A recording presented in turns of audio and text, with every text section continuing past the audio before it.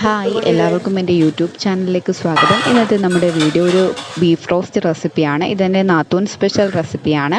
നമ്മുടെ ചാനൽ ആരെങ്കിലും സബ്സ്ക്രൈബ് ചെയ്യാതെ കാണുന്നുണ്ടെങ്കിൽ ഒന്ന് സബ്സ്ക്രൈബ് ചെയ്യുക. നമുക്ക് വീഡിയോയിലേക്ക് പോകാം. ഞാൻ ഈ ബീഫ് റോസ്റ്റ് തയ്യാറാക്കാൻ വേണ്ടിയിട്ട് 3/4 കിലോ ബീഫാണ് എടുത്തിട്ടുള്ളത്. ഇതിലേക്ക് നമുക്ക് മല്ലിയില, പുതിനയില, മഞ്ഞൾപ്പൊടി, കുരുമുളക് പൊടി, ഉപ്പ് ഇവ ചേർത്ത് ആദ്യം ഒന്ന് വേവിച്ചെടുക്കണം. ഈ ബീഫിന് ഒരിക്കലും വെള്ളം നമ്മൾ ചേർക്കേണ്ട ആവശ്യമില്ല. ആ വെള്ളം അതിലേക്ക് ഊർന്നിറങ്ങും. പിന്നീട് നമുക്ക് ഇഞ്ചിയും വെളുത്തുള്ളിയും കൊച്ചുള്ളിയും ചേർത്ത് നല്ല മഷി പരുവത്തിൽ അരച്ച് അതും കൂടി ഇതിലേക്ക് ചേർത്ത് ഒന്ന് റെസ്റ്റ് ചെയ്യാനായിട്ട് വെക്കുക. അതിനുശേഷം നമുക്കിതിലേക്ക് പൊടികൾ ഐറ്റംസാണ് ചേർക്കേണ്ടത്. മല്ലിപ്പൊടി 1 ടീസ്പൂൺ ചേർക്കുക, മുളക് പൊടി 2 ടേബിൾ സ്പൂൺ ചേർക്കുക, പിന്നെ കുരുമുളക് പൊടി നമ്മുടെ എരിവിനനുസരിച്ച് നിങ്ങളുടെക്കും ഇഷ്ടമനുസരിച്ച് ചേർക്കാം. ഞാൻ ഇവിടെ ചേർത്തിട്ടുള്ള 2 സ്പൂണാണ്. അതുപോലെ തന്നെ ഗരം മസാല നല്ല ഫൈനായിട്ട് പൊടിച്ചതും അതും കൂടി ചേർത്ത് കൊടുക്കുക. പിന്നെ ബീഫ് മസാല നിറപറാടയാണ് ഞാൻ ചൂസ് ചെയ്തേക്കുന്നത്. നിങ്ങൾക്ക് ഇഷ്ടമുള്ളത് ചേർക്കാം. ബീഫ് മസാല ചേർത്ത് നന്നായിട്ട് അതിനെ ഒന്ന് റെസ്റ്റ് ചെയ്യാൻ വെച്ചിട്ട് അതിലേക്ക് ശകലം മല്ലിയില, 2 തണ്ട് കറിവേപ്പില എന്നിവ ചേർത്ത് കൊടുക്കണം. ഇതും കൂടി ചേർത്ത് വേണം ഒന്ന് റെസ്റ്റ് ചെയ്യാൻ വെക്കേണ്ടത്. അതിനുശേഷം ഇതുപോലത്തെ ഒരു പാത്രത്തിലേക്ക് എണ്ണ ഒഴിച്ച് കറിവേപ്പിലയിട്ട് നമുക്ക് ഈ തയ്യാറാക്കി വെച്ചിരിക്കുന്ന ബീഫ് അതിലേക്ക് ഇട്ട് കൊടുക്കുക.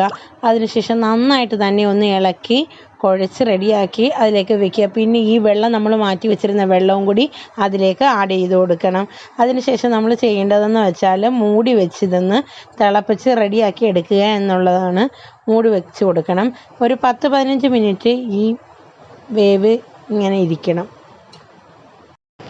ഒരു 10-15 മിനിറ്റ് ഇത് മീഡിയം ഫ്ലെയിമിൽ തന്നെ ഇത് വെക്കണം. വെച്ചതിന് ശേഷം നമുക്കൊന്ന് തുറന്ന് നോക്കണം. നോക്കിയിട്ട് ഇതിൻ്റെ ഗ്രേവി നന്നായിട്ട് വറ്റി ഇതുപോലെ വറ്റി വരുന്നിടം നമുക്ക് ബോധ്യമായി കഴിയുമ്പോഴേക്കും നമുക്കിതിലേക്ക് ചെറിയ രീതിയിലുള്ള പിന്നെ 2-3-4 കാര്യങ്ങൾ ചേർത്ത് ഞാൻ കൊടുക്കുന്നുണ്ട്. മല്ലിയില അതിനായിട്ട് ഞാൻ ആദ്യമായിട്ട് ചൂസ് ചെയ്യുന്നത് നമ്മൾ നേരത്തെ മാറ്റി വെച്ച മല്ലിയില തന്നെയാണ്.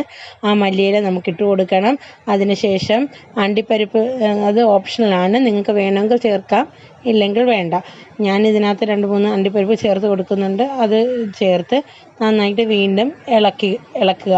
ഇളക്കിയതിന് ശേഷം ഈ എണ്ണയാണെങ്കിൽ വറ്റി വരണ്ട് മുകളിൽ ഇങ്ങനെ തെളിഞ്ഞ് നിൽക്കുന്നതാകുമ്പം ആണ് അതിൻ്റെ ഒരു പരുവെന്ന് പറയുന്നത്. ആ എണ്ണ തെളിയുന്നിടം വരെ നമുക്കിതൊന്നും കൂടി ഇളക്കി കൊടുക്കണം. നമ്മുടെ ബീഫ് റോസ്റ്റ് തയ്യാറായി കഴിഞ്ഞിട്ടുണ്ട്. ഇനി ഇതിൻ്റെ ഫ്ലെയിം ഓഫാക്കി അടച്ചു വയ്ക്കാം.